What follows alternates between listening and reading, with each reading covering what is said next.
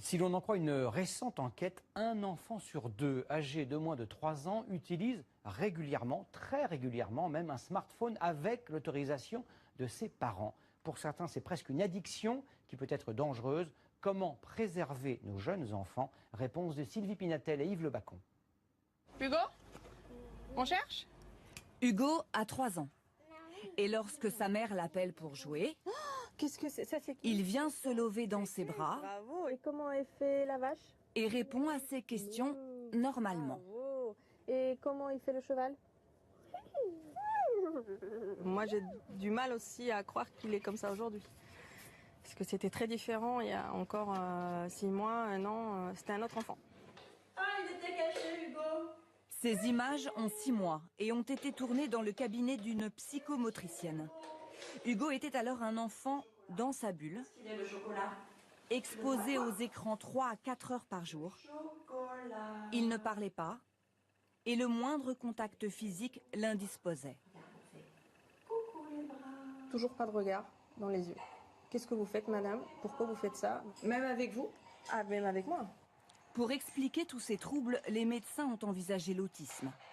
Personne ne songe alors aux écrans. C'est pourtant la thèse défendue par le docteur Ducanda et un collectif de médecins qui, dans cette vidéo, alertent autorités et parents contre les effets d'une surexposition aux écrans. Les enseignants nous demandent de voir de plus en plus d'enfants qui présentent des retards de développement, des enfants dans leur bulle, indifférents au monde qui les entoure, qui souvent ne réagissent pas à leur prénom, ce que l'enfant devrait faire à 9 mois. Et donc, au fur et à mesure que cette vidéo se déroule, je prends vraiment conscience qu'elle est en train de parler de mon fils. Et donc, on arrête les écrans. Je dis à mon mari, demain, c'est fini. 1 mois plus tard, la transformation est spectaculaire. Et lui, qui ne parlait pas, a appris 200 mots en 2 mois. C'est un gros cochon, ça. Ça, c'est quoi? Le cochon, papa. Et pour le docteur Ducanda, C'est impressionnant. cela ne fait aucun doute. Hugo explore à nouveau le monde grâce à ses 5 sens et a retrouvé l'interaction avec ses parents. Son développement cérébral et moteur peut reprendre.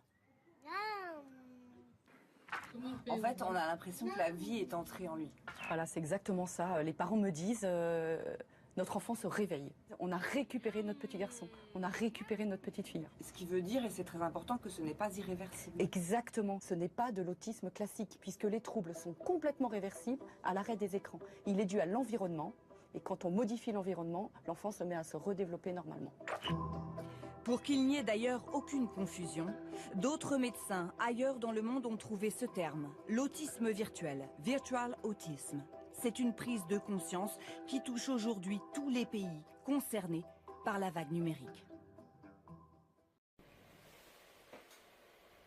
Parents, si vous avez un enfant âgé de 0 à 4 ans, cette vidéo est pour vous. Je suis médecin de PMI dans l'Essonne et je vais vous parler de ce que je constate tous les jours, les effets graves des écrans sur les bébés et les enfants. Depuis quelques années, les enseignants de maternelle et les personnels de crèche et de halte garderie me signalent de plus en plus d'enfants qui présentent de grandes difficultés. Des enfants qui ne parlent pas du tout ou qui parlent en écholalie. L'enfant répète mot pour mot tout ce qu'on dit. Des enfants qui ne comprennent pas une consigne toute simple. Des enfants dans leur bulle qui ne réagissent pas quand on les appelle et qui ne jouent pas avec les autres. Des enfants inhibés qui ne bougent pas ou au contraire très agités, qui ne peuvent pas rester assis et touchent à tout. Ils n'arrivent pas à se concentrer, peuvent être intolérants à la frustration. Si on leur dit non, ils hurlent ou se roulent par terre. Ils sont parfois agressifs, ils mordent, ils tapent. Des enfants qui peuvent avoir des gestes inadaptés. Ils battent des ailes avec leurs mains, regardent fixement une vitre, jouent toujours avec le même jouet, touchent l'eau des toilettes ou lèchent le sol. En interrogeant les parents sur les habitudes de l'enfant et de la famille, le constat est sans appel. Les enfants en grande difficulté sont très souvent exposés massivement aux écrans, de 6 heures à 12 heures par jour, car il faut tenir compte de la télé allumée dans la même pièce que l'enfant, même s'il ne la regarde pas. Comment en est-on arrivé là? Depuis quelques années, la révolution numérique s'est invitée dans les familles où il y a plus d'écrans que d'enfants, 10 à 20 par foyer.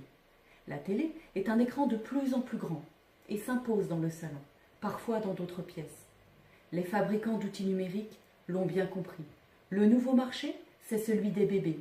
Et on voit dans ce catalogue de jouets des tablettes, des ordinateurs et des télés spécialement conçus pour les bébés à partir de 12 mois.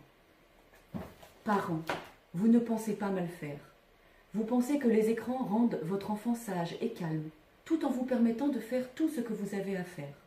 En plus, vous pensez que votre enfant apprend, avec les jeux sur tablette, les applications sur téléphone, avec les chaînes télé spéciales bébé, votre petit répète les lettres, répète les chiffres, les formes, les couleurs, même en anglais.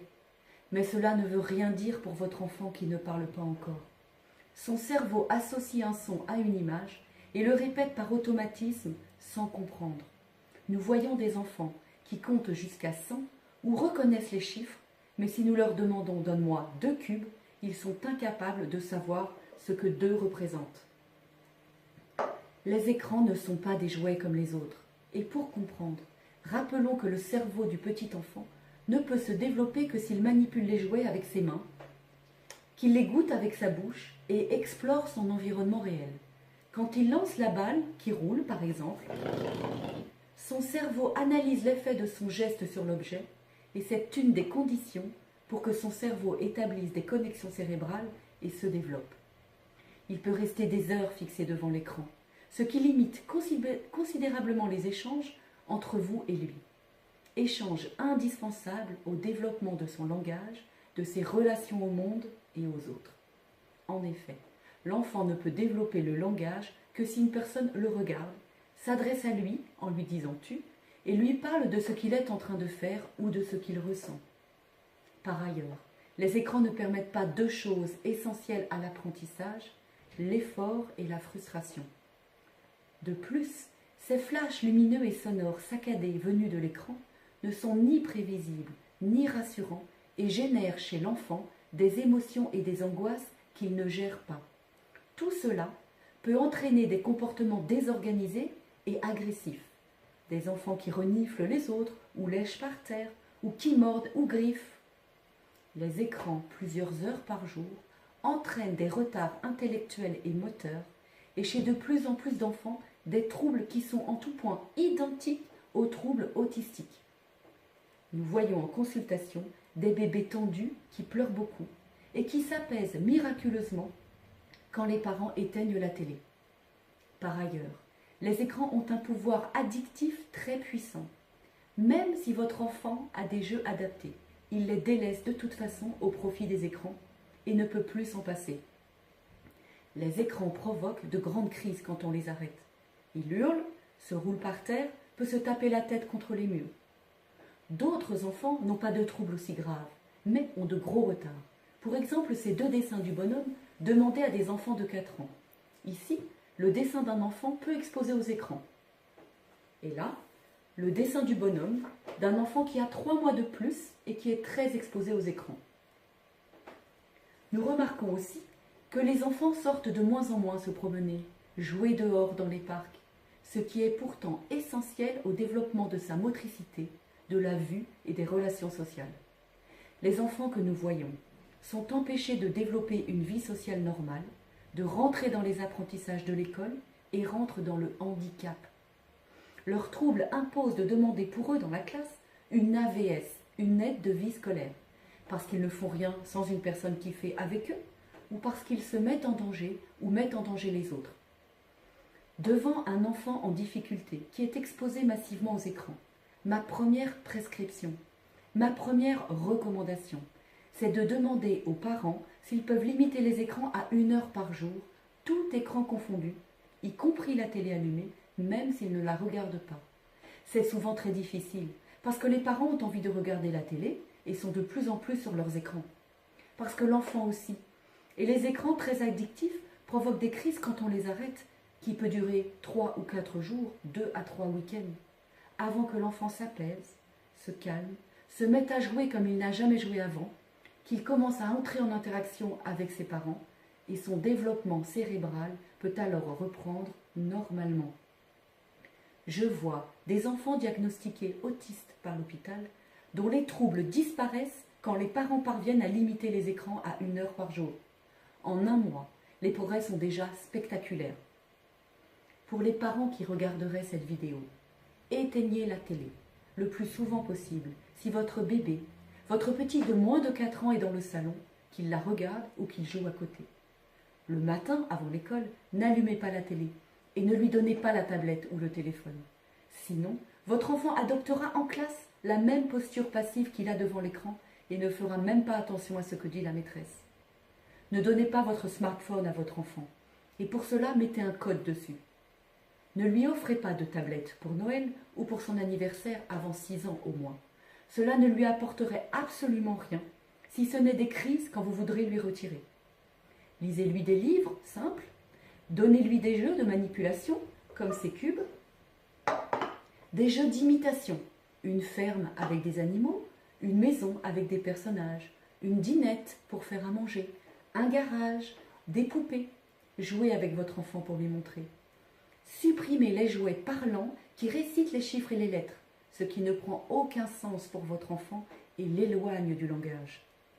Sortez vous promener avec lui et dans des lieux où il y a des enfants, au parc, à la ludothèque, dans les lieux d'accueil enfants-parents que proposent gratuitement les mairies ou les associations. Autorisez-vous à lui dire non dès le plus jeune âge. Il va se calmer au bout de quelques minutes et ne vous aimera pas moins. Laissez-le se débrouiller. Encouragez-le quand il n'y arrive pas, mais ne faites pas à sa place. Vous l'aiderez à grandir. Parlez-lui beaucoup de ce qu'il est en train de faire, de ce que vous faites avec lui, de ce qu'il peut ressentir, et de préférence dans votre langue maternelle, car ce seront des échanges affectifs beaucoup plus riches, et quand il aura appris et structuré votre langue maternelle, il apprendra plus vite le français à l'école. Si 1 mois après l'arrêt des écrans, votre enfant n'a fait aucun progrès, consultez votre médecin ou une psychologue. Le CSA vient de faire une campagne pour déconseiller la télé avant 3 ans. Mais ce sont tous les écrans qu'il faut éloigner des enfants de 0 à 4 ans et les limiter fortement après 4 ans. Parents, vous pouvez faire beaucoup pour le développement de votre enfant, son épanouissement à l'école et sa socialisation. Alors, à vous de jouer.